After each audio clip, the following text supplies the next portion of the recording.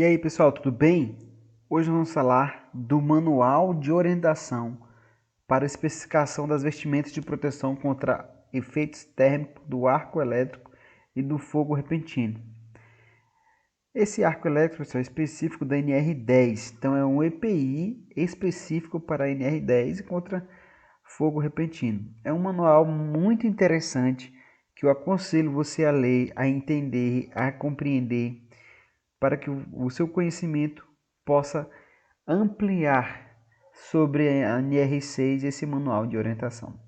Se você não é inscrito no canal, inscreva-se, deixa seu like, curta, comenta e compartilha para mais um profissional da área de segurança do trabalho. Bem-vindo ao canal TST Versátil. Pessoal, esse manual de orientação ele vai dar diretrizes para você entender o que é um arco voltaico, o que é um fogo repentino, quais as diretrizes dos EPIs e como devem ser fabricados. Então, vamos primeiro conceito, o que é um arco voltaico? Ou arco elétrico, aliás. É gerado pela ionização de gás como consequência de uma conexão elétrica entre dois eletrodos de diferentes potenciais, de diferente fase, ou entre um eletrodo e um circuito de terra. Normalmente gerado acidentalmente devido à falha de equipamentos em curto-circuito e libera de grande quantidade de energia. Então, pessoal, vemos aí o que é um arco elétrico. E o fogo repentino é a reação de combustão acidental extremamente rápida devido à presença de materiais combustíveis.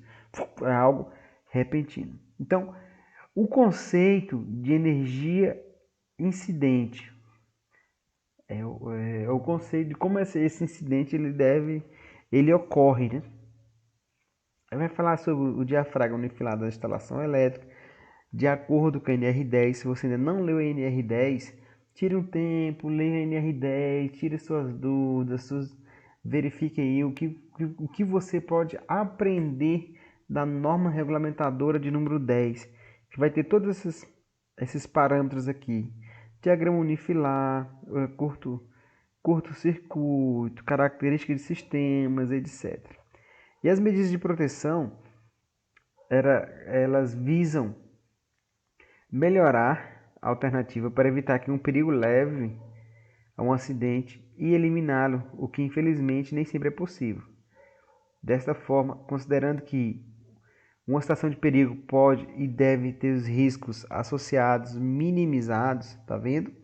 Nem sempre a gente vai eliminar, mas a gente pode minimizar esse risco, essa exposição com o EPI. O EPI é o último elemento que deve usar. Você deve treinar medidas administrativas, medidas coletivas e depois o equipamento de proteção individual. Então, posteriormente, deve-se adotar proteção coletivas,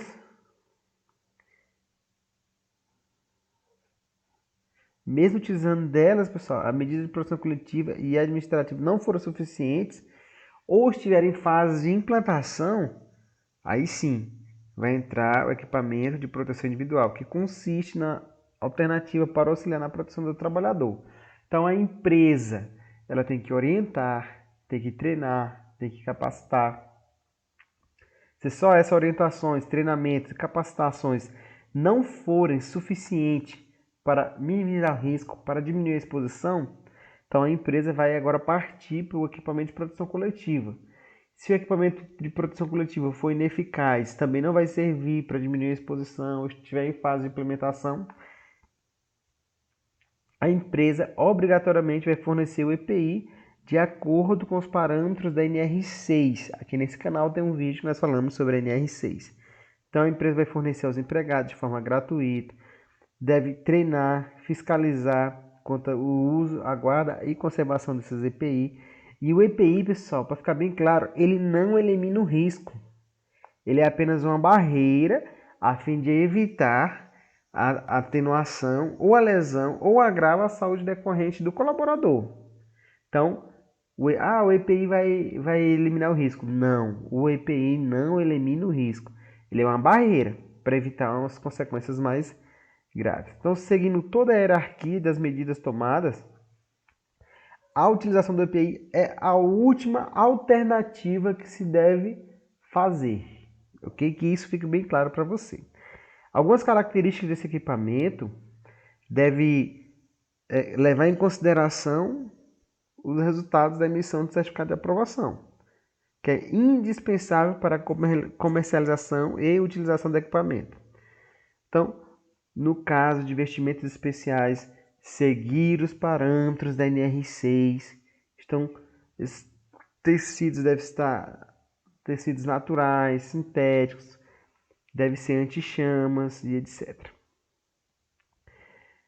A gramatura do tecido vai seguir também os parâmetros específicos dos tecidos Fuaren retardantes, que é um tecido que ele retarda o fogo. Preste atenção, ele retarda ser queimado, não significa que ele não queima, ok? Então, é um tecido especial que ele vai apresentar gramaturas superiores, utilizado na confecção de uniformes em gerais. Essas vestimentas de proteção não são meros uniformes, são EPI e, portanto, precisam de todas as especificações técnicas da NR6, certificado de aprovação, teste e etc.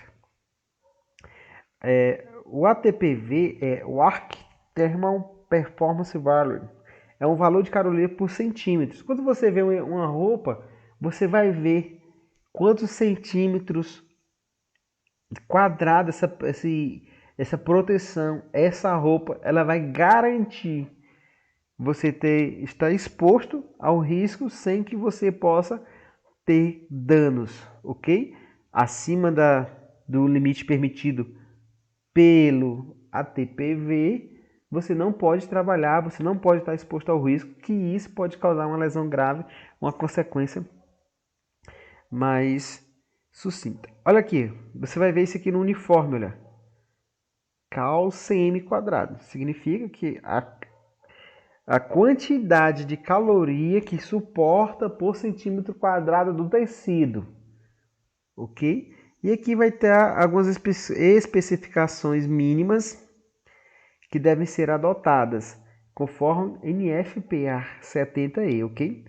O mínimo até 1.2, o risco de categoria 0 não é aplicável o ATPV, mas aqui vai aumentando. Risco mínimo, leve, moderado, elevado, elevadíssimo.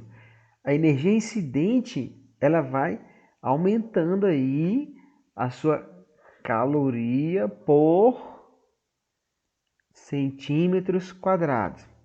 Aumentando essa incidente, a categoria do risco também vai aumentar.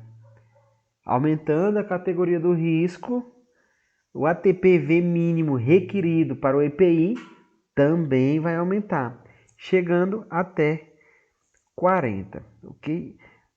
Esses EPIs são limitações.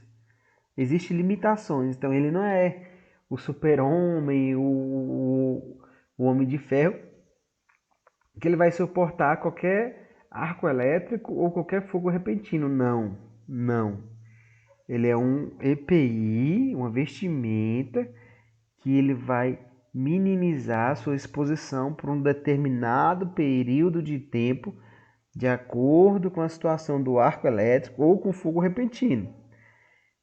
Como já mencionado anteriormente, ele não vai eliminar o risco, ok?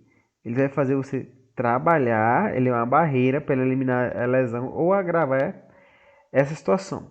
Para toda atividade, você deve fazer a análise de risco com medida técnico-administrativa na prevenção de acidentes, tanto nas atividades com arco elétrico como fogo repentino.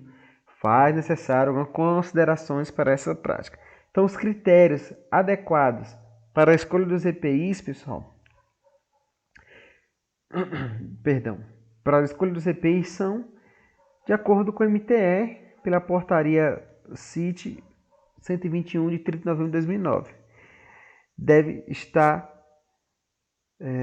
de acordo com a norma regulamentadora, e temos aqui também um conjunto normativo das normativas norte-americanas, que são padrões de excelência em EPIs para atividades com arco elétrico e fogo repentino.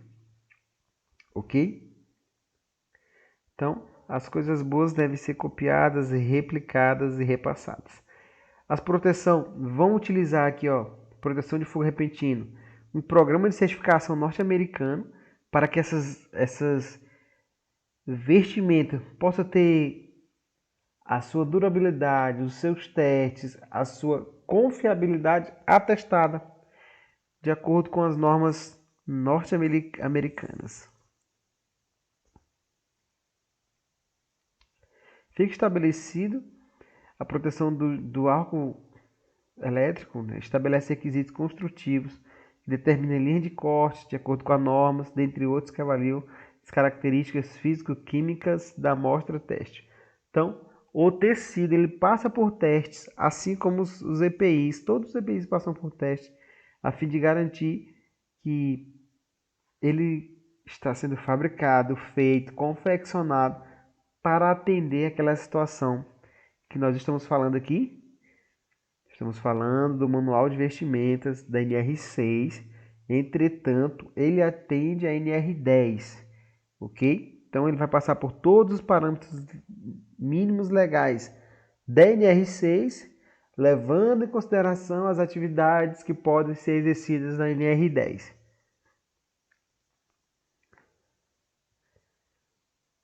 E aqui, pessoal, são apenas 14 páginas, deve uma leitura bem gostosa, você consegue ler, tirar suas dúvidas, marcar, pesquisar. Então, esse conceito de equipamento de proteção individual você já conhece. Nós temos um vídeo no canal falando sobre isso. Nós temos aqui as proteção para a cabeça, de acordo com a norma 6, com o anexo 1, com a norma técnica aplicável, se é a norma regulamentadora brasileira, se é a norma norte-americana e assim por diante. Proteção da cabeça é o capuz ou balaclava. Proteção do tronco, vestimentos de proteção do tronco, calça, macacão. E aqui, pessoal, ele vai dando aqui os parâmetros, tá? Para que ele serve? Proteção contra o quê? Os parâmetros e normas aplicáveis para esse tipo de proteção. E o EPI, quando certificado para a proteção de efeitos térmicos e chamas provenientes do arco elétrico e fogo repentino, deve atender a uma série de normas especificadas, não sendo certificada para fogo repentino quando não atender essas normas. Não atendeu a norma, ele não pode ser certificada para fogo repentino. Ok? Espero que você curta esse vídeo, comenta, compartilha. Eu vou deixar no link da descrição desse vídeo o acesso para você ter esse manual disponível para você ler, para você rabiscar, para você entender, para você compreender. Se você não é inscrito no canal, inscreva-se, deixa seu like, curta, comenta e compartilha para mais um profissional da área de segurança do trabalho. Bem-vindo ao canal TST Versátil.